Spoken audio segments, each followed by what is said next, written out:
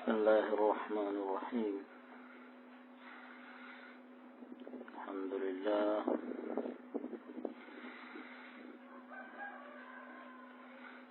حمدا كثيرا طيبا باركا فيه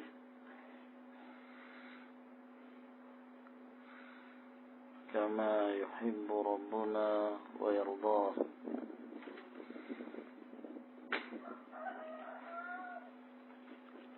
وأشهد أن لا إله إلا الله وحده لا شريك له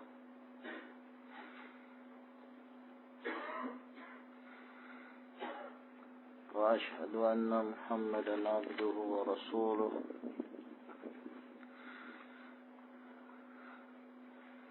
وصلى الله عليه وعلى آله وأصحابه وسلم تسليما كثيرا أما بعد قال شيخ الإسلام المجدد محمد بن عبد الوهاب النجدي رحمه الله تعالى باب قول ما syaa Allah wa syi'ta. Perkataan seseorang berdasarkan kehendak Allah dan kehendakmu. Di dalam bab ini menetapkan bahwa Allah Subhanahu wa ta'ala memiliki sifat al-masyiah, dan itu termasuk dari fi'lullah, dari perbuatan Allah Subhanahu wa ta'ala. Penisbahan masyiah kepada Allah telah banyak disebutkan di dalam Al-Quranul Karim. Demikian pula penisbahan al-iradah, dan kita telah menyebutkan dalam pelajaran-pelajaran yang lalu bahwa Allah Subhanahu wa ta'ala memiliki dua macam iradah, iradah syar'iyyah dan iradah kauniyah. Iradah syar'iyyah adalah kehendak yang diridai Allah Subhanahu wa ta'ala dan dicintainya. Dan iradah tersebut tidak mesti terjadi. Bisa terjadi dan bisa pula tidak. Berbeda dengan iradah kauniyah yang berkenaan tentang takdir Allah Subhanahu wa ta'ala dan ketetapannya. Ada yang Allah senangi dan ada pula yang Allah Subhanahu wa ta'ala benci. Dan al-iradah al-kauniyah, Allah Subhanahu wa ta'ala menyebutkan dengan ta'bir yang lain di dalam Al-Quran Al-Karim, dan itulah yang dimaksud dengan al-masyiah. Yang dimaksud dengan al-masyiah adalah iradah jenis yang kedua itu, al-iradatul kauniyah, al-qadariyah.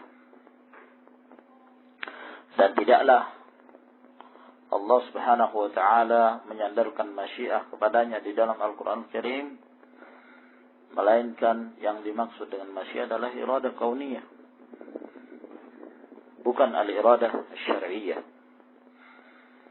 Sehingga dari sini menunjukkan bahwa al-masyiah hanya satu, yaitu masyiah yang bermakna iradah kauniyah. Tidak ada masyiah syar'iyyah. Walau syaa rabbuka, walau syaa Allah. Kita sering mendapatkan yang demikian itu di dalam Al-Quran Al-Karim. Demikian pula di dalam bab ini menunjukkan bahwa hamba pun memiliki masyiah. Masya Allah wa syi'ta. Nah, ucapan yang diingkari dari pernyataan seseorang Masya Allah wa syi'ta bukan menisbahkan masyiah kepada Allah ataukah menisbahkan masyiah kepada makhluk. Tapi yang terjadi pengingkaran di sini adalah menggandengkan dan mengatafkan masyiahnya makhluk dengan masyiah Allah Subhanahu wa taala dengan al-waw. Nah, namun masyiah yang dilakukan oleh makhluk sabitah. Allah Subhanahu wa taala menetapkan itu dalam Al-Qur'an Al-Karim. Wallahu walau syaa Allahu na'am wa ma tasha'una illa ay yasha Allahu rabbul alamin. Dan tidaklah kalian berkehendak wahai manusia melainkan yang demikian itu telah menjadi kehendak Allah Subhanahu wa taala. Dari apa yang telah kalian tetapkan dari amalan kalian lalu kemudian kalian mengerjakannya, itulah yang dikehendaki oleh Allah Subhanahu wa taala. Wallahu khalaqakum wa ma ta'malun. Allah menciptakan kalian dan apa saja yang kalian amalkan. Maka di sini menunjukkan bahwa ada masyiah Allah Subhanahu wa taala dan ada pula masyiah bagi makhluk. Dan masyiahnya makhluk tabi'atun mengikuti masyiahnya Allah Subhanahu wa taala dan takdirnya. Yang merupakan kesalahan apabila kemudian seseorang melafazkan masyiatullah dengan masyiah makhluk dengan mengatafkan, mengikutkan masyiah makhluk kepada Allah Subhanahu wa taala masyiahnya dengan menggunakan huruf waw. Atau di dalam bahasa Indonesia dengan menggunakan dan. Yang seakan-akan tidak menimbulkan perbedaan antara masyiatul khalq dengan masyiatul al-khaliq. Maka dari sinilah pengingkaran Rasulullah sallallahu alaihi wasallam agar kemudian kaum muslimin berusaha untuk menghindari semua lafaz-lafaz yang dikhawatirkan terjadi musawah atau yang disangka ya bahwa kita menyamakan makhluk dengan Allah Subhanahu wa taala min babi saddin lidzari'ah dalam rangka untuk menutup pintu, menutup jalan terjerumus seorang ke dalam syirik. An Qutailata dari Qutailah anna yahudiyan atan nabiy sallallahu alaihi wa ala alihi wasallam. Qutailah bintu Sayfi al-Ansariyah. Beliau meriwayatkan bahwa ada seorang Yahudi datang kepada Nabi sallallahu alaihi wa ala alihi wasallam. Faqala innakum tusyrikun. Lalu kemudian orang Yahudi ini pun mengatakan pada kaum muslimin, sesungguhnya kalian ini telah terjerumus dalam kesyirikan. Bayangkan, orang Yahudi menuduh kaum muslimin yang di sana hidup Rasulullah sallallahu alaihi wasallam. Mereka dikenal sebagai ahlu tauhid. Tiba-tiba orang Yahudi ini mengklaim bahwa kaum muslimin pun telah jatuh dalam syirikan. Maksudnya Yahudi ini, kenapa kalian mengingkari kami? Untuk kami mengatakan Uzair itu anak Allah. Demikian pula Nasara, kenapa kalian mengingkari kami? Tatkala kami mengatakan Isa itu ibnullah, kalian juga syirik. Kalian juga menyekutukan Allah. Taquluna, yaitu kalian mengatakan Masya Allah wa syi'ta, berdasarkan kehendak Allah dan berdasarkan kehendakmu. Nah, ini menunjukkan bahwa dahulu kaum muslimin mengucapkan ini. Lalu kemudian ini dipegang oleh orang-orang Yahudi dan menuduh bahwa kaum muslimin syirik dengan ucapan mereka ini. Kalian juga menyamakan antara Allah Subhanahu wa taala dengan makhluknya karena kalian menyatakan masyiatul khalq itu dengan masyiatullah sama. Kalian mengatakan Masya Allah wa syi'ta, berarti sama. Naam. Tetapkan masyiat kepada Allah, tetapkan juga masyiat pada makhluk, lalu kalian tidak membedakan ya dengan lafaz al-waw menunjukkan atau memberikan prasangka adanya kesetaraan. Sehingga kalian pun menyebutkan Allah dalam hal menetapkan masyiah. Wa taqulun, dan kalian juga mengatakan wal Ka'bah, dan demi Ka'bah tatkala kalian bersumpah. Fa amarahumun Nabi sallallahu alaihi wa alihi wasallam, maka Nabi sallallahu alaihi wasallam pun memerintahkan mereka, idza aradu ay yahlifu ay yaqulu, jika mereka ingin bersumpah, hendaklah mereka mengatakan wa rabbil Ka'bah, demi pemilik Ka'bah ini, yaitu Allah Subhanahu wa taala, demi Rabbnya Ka'bah ini. Padahal Ka'bah ini satu yang diagungkan oleh Allah Subhanahu wa taala. Namun bagaimanapun juga yang namanya makhluk, seorang tidak diperbolehkan untuk bersumpah dengan selain Allah Subhanahu wa taala. Nah, maka Rasulullah sallallahu alaihi wasallam memerintahkan mereka apabila mereka bersumpah, hendaklah mereka mengatakan wa rabbil Ka'bah. Ya. Sebab seorang bersumpah itu menunjukkan ta'zim, dia mengagungkan yang dia jadikan sebagai sumpah. Ketika dia bersumpah dengan salah satu dari makhluknya, ya, maka menunjukkan dia mengagungkan yang dijadikan sebagai sumpah itu. Walaupun bukan itu keinginan mereka. Walaupun kaum muslimin tentunya mereka tidak menginginkan bahwa tingkatan keagungan Ka'bah itu sama dengan tingkatan keagungannya Allah Subhanahu wa taala. Mereka tidak meyakini demikian. Tapi ini berhubungan dengan lafzi. Nah, syirik fil lafz. Syirik dalam hal melafazkan walaupun mereka tidak maksudkan dengan hati mereka. Maka Rasulullah sallallahu alaihi wasallam pun dalam rangka untuk menutup pintu tuduhan dan fitnah dan menutup saddan lidzari'ah, menutup pintu yang akan menjerumuskan seorang dalam syirikan, beliau pun melarang mereka. Hendaklah kalian mengucapkan wa rabbil Ka'bah, dan demi Rabbnya Ka'bah. Wa yaqulu, dan hendaklah mereka mengatakan masyaallahu tsumma syi'ta,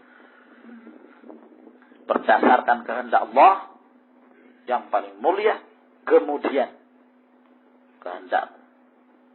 Nah, dengan kata tsumma, maka tidak menimbulkan lagi prasangka adanya sekutu, persamaan.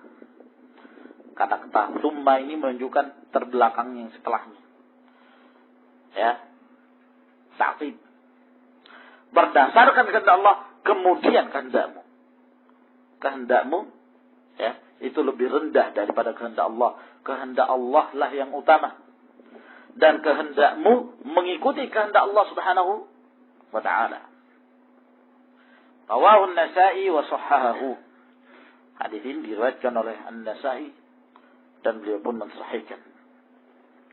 Maka di dalam hadis ini menjelaskan pada kita mauqif Rasulullah sallallahu alaihi wasallam, ya, tatkala beliau melihat sesuatu yang dikhawatirkan akan menimbulkan fitnah. Nah, sebelumnya Rasulullah sallallahu alaihi wasallam tidak melarang mereka untuk mengucapkan ini. Nah, sehingga timbullah pernyataan dari orang-orang Yahudi. Demikian pula dari Nasara. Dan mereka ingin membuka jalan untuk itu. Karena mereka mengetahui bahwa mereka dituduh oleh kaum muslimin bahwa mereka itu adalah orang-orang musyrikin yang menyamakan makhluk dengan Allah Subhanahu wa taala. Maka mereka pun selalu mencari jalan untuk membuktikan kesalahan juga terdapat pada kaum muslimin. Dan itu ya ikhwan, kebiasaan orang-orang kafir. Kebiasaan ahlul bid'ah, ahlul hawa. Nah, di mana mereka selalu berusaha untuk menjatuhkan kaum muslimin, mencari-cari kesalahan kaum muslimin, ya, bahwa apa yang mereka tuduhkan kepada kufar tersebut, kepada musyrikin, itu ada pada kaum muslimin. Nah, mereka berusaha untuk mencari celah.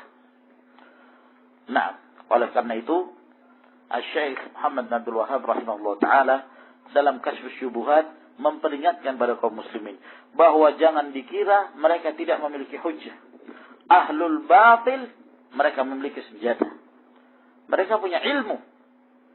Akan tetapi ilmu tersebut mereka gunakan untuk memalingkan manusia dari jalan Allah Subhanahu wa taala.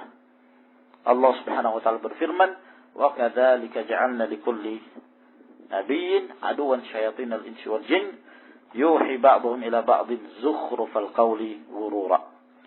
Demikianlah kami telah menjadikan bagi setiap manusia, bagi setiap nabi itu musuh. Musuh dari kalangan jin dan manusia. Dan mereka saling tolong-menolong. Mereka saling bisik-membisik. Saling bantu-membantu. Mendatangkan syubhat. Ya, membuat manis kesesatan mereka. Menghiasi kesesatan mereka. Sehingga banyak dari kalangan manusia tertipu. Dengan ucapan mereka, dengan syubhat yang mereka sebarkan di kalangan kaum muslimin. Maka Rasulullah sallallahu alaihi wasallam untuk menutup pintu fitnah tersebut, maka beliau senantiasa menjaga umat ini dari adanya fitnah dan menjaga umat ini dari terjerumusnya ke dalam kesyirikan, menyekutukan Allah Subhanahu wa taala. Dan di sini juga kita melihat semangatnya Rasulullah sallallahu alaihi wasallam di dalam memberikan hidayah kepada umat ini. Tidaklah segala sesuatu yang beliau khawatirkan akan mendatangkan fitnah bagi umat ini, melainkan beliau juga. Melainkan beliau juga. Sampai kepada lafaz-lafaz saja. Walaupun mereka tidak inginkan dengan hati mereka. Rasulullah SAW melarang. Yang demikian ini tidak diperbolehkan. Maka dari sini akhwan menunjukkan bahwa ternyata di sana ada amalan-amalan, di sana ada ucapan-ucapan yang walaupun tidak dikehendaki oleh hati kita, namun tetap dilarang secara lafzi. Secara lafaz tidak boleh mengucapkan. Walaupun hati kamu menyatakan bahwa Allah Subhanahu wa taala Maha Agung, tidak ada yang menyerupai Allah, tidak ada yang menyekutuai Allah Subhanahu wa taala. Namun kamu tidak boleh bersumpah dengan selain nama Allah. Tidak boleh bersumpah dengan selain Allah Subhanahu wa taala. Dengan orang tua kamu, dengan sesuatu yang kamu muliakan, apakah itu Ka'bah ataukah Masjidul Haram ataukah Masjid Nabawi dan yang lainnya. Walaupun semua makhluk itu adalah makhluk yang dimuliakan oleh Allah Subhanahu wa taala, tapi tidak diperbolehkan. Tidak boleh kamu menyetarakan dalam hal lafaz karena menimbulkan prasangka adanya persamaan antara Allah Subhanahu wa taala dengan makhluk. Maka jangan kamu mengatakan berdasarkan atau dengan kehendak Allah dan kehendakmu. Karena kehendak Allah dan kehendakmu. Ini telah dikehendaki oleh Allah dan telah dikehendaki olehmu. Jangan. Tapi hendaklah kita menggunakan lafaz kemudian summa yang menunjukkan adanya perbedaan antara masyiatullah Subhanahu wa taala dengan masyiah makhluk. Walahu aidan an Ibnu Abbas, demikian pula dari Ibnu Abbas. Hadis yang pertama ini diriwayatkan oleh Nasa'i dan disahihkan oleh Al-Albani rahimahullah dalam silsilah al-hadits shahihah nomor hadis 136. Dan juga diriwayatkan dari An-Nasa'i an Ibnu Abbas dari Abdullah Ibn Abbas radhiyallahu ta'ala anhuma anna rajulan qala lin-nabiy sallallahu alaihi wa alihi wasallam, bahwa seseorang berkata kepada Nabi sallallahu alaihi wasallam, "Masya Allahu wa syi'ta," berdasarkan kehendak Allah dan kehendakmu. Faqala, maka Rasulullah sallallahu alaihi wasallam mengatakan, "Aja'altani lillahi nidda, bal ma sya'allahu wahdahu." Apakah engkau hendak menjadikan aku sebagai tandingan bagi Allah? Bahkan ucapkan saja ma sya'allahu wahdahu. hanya berdasarkan kehendak Allah Subhanahu wa taala. Subhanallah. Dari sini Rasulullah sallallahu alaihi wasallam menegur seseorang yang mengatakan masya Allah wa syi'ta. Dengan ucapan itu, dengan lafaz itu, ya, Rasulullah sallallahu alaihi wasallam tidak menanyakan apakah itu kamu yakini dalam hatimu. Rasulullah tidak menyatakan demikian. Langsung ditegur oleh Nabi alaihi wasallam. Dan teguran beliau keras. Aja'altani lillahi niddan. Ya. Apakah engkau hendak menjadikanku sebagai tandingan bagi Allah Subhanahu wa taala? Tentunya Rasulullah sallallahu alaihi wasallam tidak meyakini hal itu kepada seorang sahabi yang mengatakan itu. Namun Rasulullah sallallahu alaihi wasallam membimbing sahabi ini bahwa ucapan ini tidak diperbolehkan. Nah, sehingga beliau mengingkari, bahkan pengingkaran yang keras. Dari sini ikhwan fillah azakumullah menunjukkan bahwa tidak setiap kesalahan itu ya harus dengan cara dinasihati terlebih dahulu. Nah, atau dalam artian difahami bahwa nasihat itu mesti dengan cara lembut terlebih dahulu. Atau dirinci kepada dia terlebih dahulu. Tidak. Nasihat itu berbeda-beda. Tergantung keadaannya.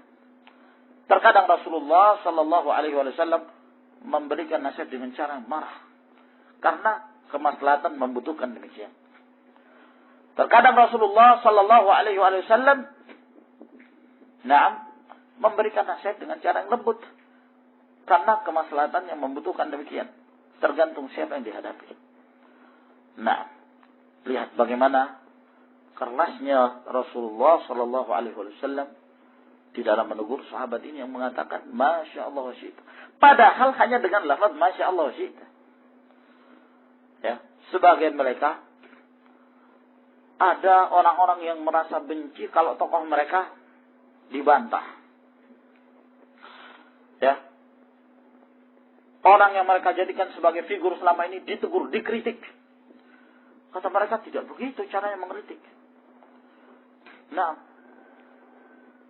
kritik kesalahannya, tapi orangnya jangan kamu tegur dengan keras seperti itu. Nah, sekarang ini sudah mulai muncul madhab yang demikian. Manhaj yang mengatakan bahwa kalau kamu hendak mengkritik seorang, maka kritik kesalahannya saja. Orangnya jangan kamu sebutkan. Jangan marah sama orangnya. Jangan bersikap keras pada orangnya. Nah, dari mana manhaj yang seperti ini? Semua tergantung kemaslahatan, al-maslah wal mafsadah. Lihat bagaimana Rasulullah sallallahu alaihi wasallam tatkala menegur orang ini. Ya. Apakah yang beliau tegur hanya kesalahannya saja? Ternyata beliau tegur langsung orang tersebut dan beliau bersikap keras. Aja'altani lillahi niddan. Apakah engkau hendak menjadikanku sebagai tandingan bagi Allah Subhanahu wa taala? Ya, teguran apa yang lebih keras dari yang seperti ini? Beliau menegur Mu'adz bin Jabal dengan kerasnya. Afattanun anta ya Mu'adz? Apakah engkau hendak membuat fitnah wahai Mu'adz? Kata Syekh Rabi' bin Hadi al-Madkhali hafizahullah taala ya menulis beberapa makalah dalam hal ini membantah pendapat yang mengatakan demikian. Kalau mengkritik cukup kritik kesalahannya saja. Jangan kritik orangnya. Yang demikian ini adalah mazhab yang batil. Tidak dikenal di kalangan para ulama salaf.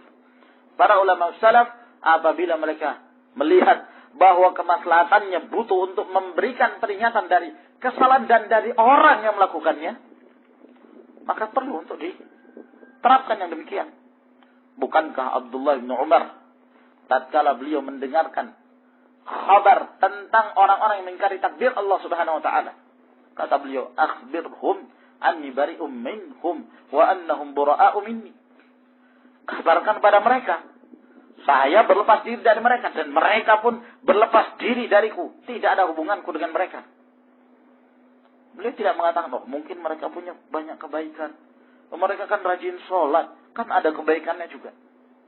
Ini bukan dan tidak sama sekali dikenal di zaman para ulama salaf. Syekh Al-Albani rahimahullah taala bahkan beliau membahas tentang masalah muwazanah dalam kaset khusus yang diberi judul Bid'atul Asr, ya.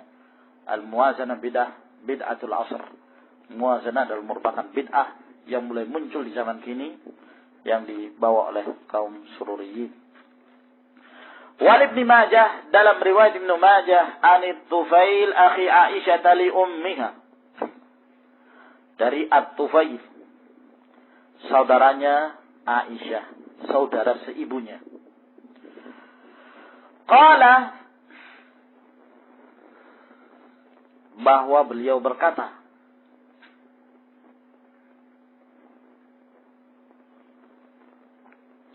Ra'aitu ka'anni ataitu ala nafarin minal Yahud. Aku bermimpi, seakan-akan dalam mimpiku itu aku mendatangi sekelompok dari orang Yahudi. Qultu, lalu aku pun berkata kepada mereka, Innakum la'antumul qaum, laula annakum taquluna Uzair ibn Allah. Sesungguhnya kalian ini adalah kaum yang baik. Hanya saja, kalau sekiranya kalian tidak mengatakan Uzair itu anak Allah, niscaya kalian jadi baik, kalian jadi ahli tauhid. Kalian jangan menyekutukan Allah Subhanahu wa taala.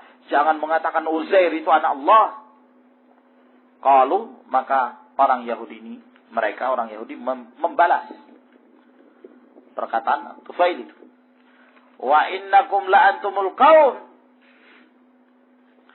Dan sesungguhnya kalian pun adalah kaum yang baik. Laula annakum taqulun. Hanya saja kalian mengatakan Masya Allah wa sya'a Muhammad. Masya Allah wa sya'a Muhammad. Dengan mengatofkan, dengan menggunakan huruf waw. Thumma marartu binafarin minan nasara. Kemudian aku pun melewati kelompok dari Nasara, sekelompok dari Nasara. Fakultu, lalu kemudian aku mengatakan kepada mereka, Innakum la'antumul qaum, laula annakum taquluna al-Masih ibnullah. Sesungguhnya kalian adalah suatu kaum yang baik. Hanya saja kalian mengatakan Al-Masih Isa alaihissalam itu adalah anak Allah. Qalu, kata mereka, wa innakum la'antumul qaum, kalian juga adalah kaum yang baik. Laula annakum taquluna ma syaa Allah wa syaa Muhammad. Hanya saja kalian menyatakan Masya Allah wa syaa Muhammad. Kehendak Allah dan kehendak Muhammad. Falamma asbahtu, maka tatkala di pagi hari, akhbartu biha man akhbartu. Aku pun mengabarkan mimpi ini kepada orang-orang yang telah aku kabarkan. Thumma ataitu Nabiya sallallahu alaihi wa alihi wasallam fa akhbartu. Kemudian aku pun mendatangi Nabi sallallahu alaihi wa alihi wasallam dan aku pun mengabarkan kepadanya. Qala, lalu tatkala dikhabari Rasulullah sallallahu alaihi wasallam dengan mimpi itu, maka beliau pun bertanya, Hal akhbarta biha ahadan, apakah engkau telah mengabari seorang dengan mimpimu ini? Qultu na'am. Maka aku pun menjawab ya, bahwa aku telah mengabarkan mimpiku ini kepada beberapa orang. Qala fahamidallah wa athna alaih. Maka beliau pun memuji Allah dan menyebutkan pujian-pujian kepada Allah Subhanahu wa ta'ala, yang menjadi kebiasaan Rasulullah sallallahu alaihi wasallam. Disunnahkan untuk memuji Allah di awal khutbah ataukah di awal pembicaraan. Tsumma qala, kemudian beliau mengatakan, amma ba'du. Adapun setelah itu, fa inna Tufailan ra'a ru'ya akhbara biha man akhbara minkum. Sesungguhnya Tufail telah bermimpi, melihat suatu mimpi, lalu kemudian dia mengabarkan orang-orang yang telah dia kabarkan di antara kalian. Wa innakum qultum kalimatan kana yamna'uni kadza wa kadza an anhaakum anha. Ya. Dan sesungguhnya kalian mengucapkan satu kalimat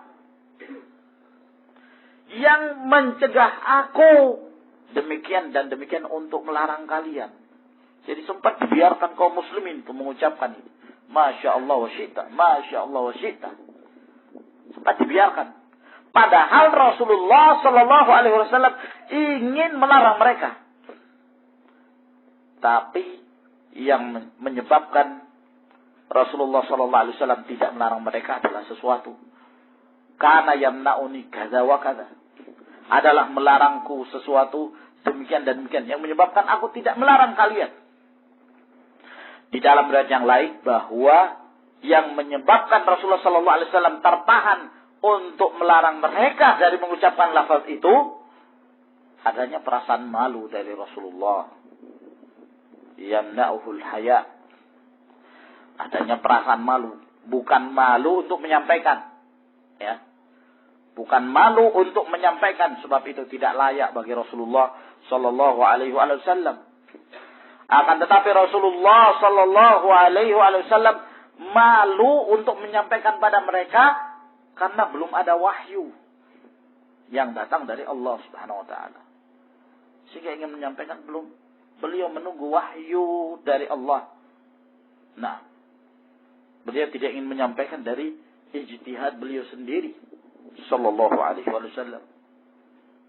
Nah, kemudian setelah Tufail saudara Aisyah radhiyallahu taala anhu ini bermimpi dan menunjukkan pengklaiman dan tuduhan Yahudi dan Nasara juga kepada kaum muslimin bahwa kaum muslimin sama seperti mereka dengan ucapannya Masya Allah wa Sya Muhammad, ya, dan telah dikhabarkan pada sekian orang. Lalu kemudian Rasulullah Sallallahu Alaihi Wasallam pun melarang karena ini menunjukkan pembenaran, ya. Mimpi Tufail tersebut adalah mimpi yang benar. Sebab di antara kaum muslimin terkadang mereka diberikan mimpi dan mimpi itu adalah mimpi yang hak sebagai kabar gembira pada mereka. Kata Rasulullah SAW, ar-ru'ya salihah juz'un min 46 juz'an min an-nubuwah. Mimpi yang soleh itu salah satu bagian dari 46 bagian dari kenabian. Keadaan seperti ini sama seperti tatkala Rasulullah Sallallahu Alaihi Wasallam hendak menentukan ucapan dan lafaz-lafaz azan yang akan dikumandangkan untuk memanggil kaum muslimin salat. Setelah Abdullah bin Zaid, beliau bermimpi, ya, diajarkan oleh Jibril lafaz-lafaz dalam mengucapkan azan tersebut. Setelah bangun pagi hari beliau mengabarkan pada Rasulullah sallallahu alaihi wasallam. Demikian pula Umar bin Khattab radhiyallahu ta'ala bermimpi. Rasulullah sallallahu alaihi wasallam mengatakan innaha la ru'ya haqqun. Ini adalah mimpi yang hak. Nah, setelah Tufail ini pun mimpi, barulah Rasulullah sallallahu alaihi wasallam ya menyatakan bahwa ini adalah suatu kebenaran, menunjukkan bahwa beliau telah mendapatkan wahyu dari Allah Subhanahu wa taala. Fala taqulum, maka setelah itu jangan lagi kalian mengatakan Masya Allah wa sya'a Muhammad. Walakin qulu, akan tetapi hendaklah kalian menyatakan Masya Allah wahdahu, ya, hanya berdasarkan kehendak Allah Subhanahu wa taala. Ataukah ketika kalian hendak menisbahkan masyiah kepada makhluk, maka sebutkan dengan lafaz thumma Masya Allah, thumma sya'a fulan. Wallahu a'lamu bishawab. Ilahuna furan. تفضلوا حفظكم